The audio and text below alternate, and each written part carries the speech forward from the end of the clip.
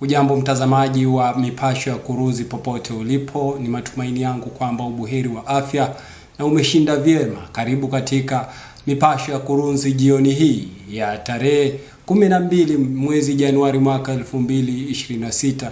Jina langu ni Titus Musoke.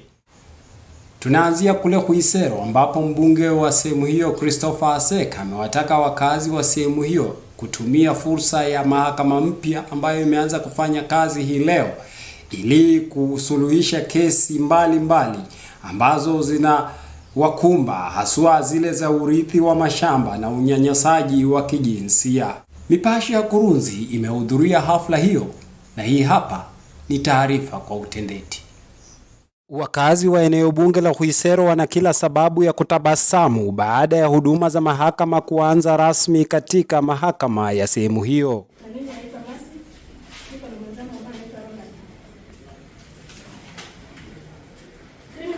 Kuanza kazi kwa mahakama hiyo ni mojawapo ya mafanikio ya mbunge wa sehemu hiyo Christopher Aseka, ambaye siku zote amepania kusogeza huduma karibu na wananchi.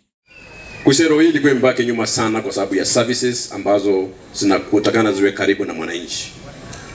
Hii koti imekuja hapa kukusaidia kupunguza gharama ya justice, because ukiwa na kesi kule Butere ni lazima ubebe mashahidi uwapeleke kule, au mashahidi lazima ulipe transport. Wakifika huko wanakuambia wanasikia njaa, wanataka nini? Ile siku utakosa pesa ukiambia waende kotini, wanakataa kwenda wapi? What does it mean? Hiyo kesi kama mashahidi hawakuji siku ya kwanza, hawakuji siku ya pili, kesi inatu.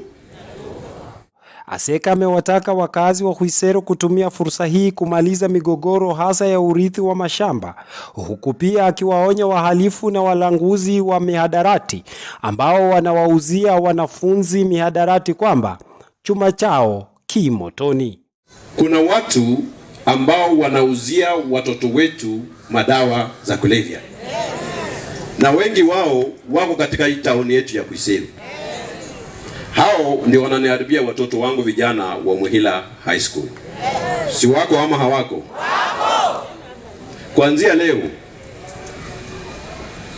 na nimepata list yao na nimeongea na OCPD wetu na wengine, mmesikia DCI walishika jana bangi magunia karibu 3.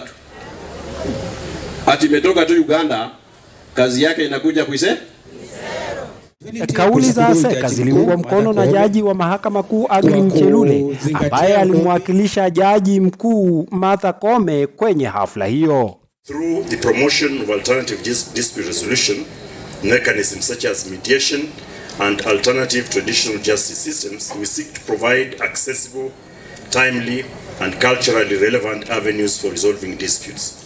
This inclusive approach allows people to resolve those conflicts in ways that reflect their unique circumstances and traditions, ensuring that justice truly meets people where they are. It is therefore particularly gratifying that along with the inauguration of this court, we are also launching a mediation registry. I commend the National Steering Committee on Mediation, chaired by Justice Aggrey Mchelule, as well as the Khwisero Judicial Officers and Court Users Committee for this important milestone.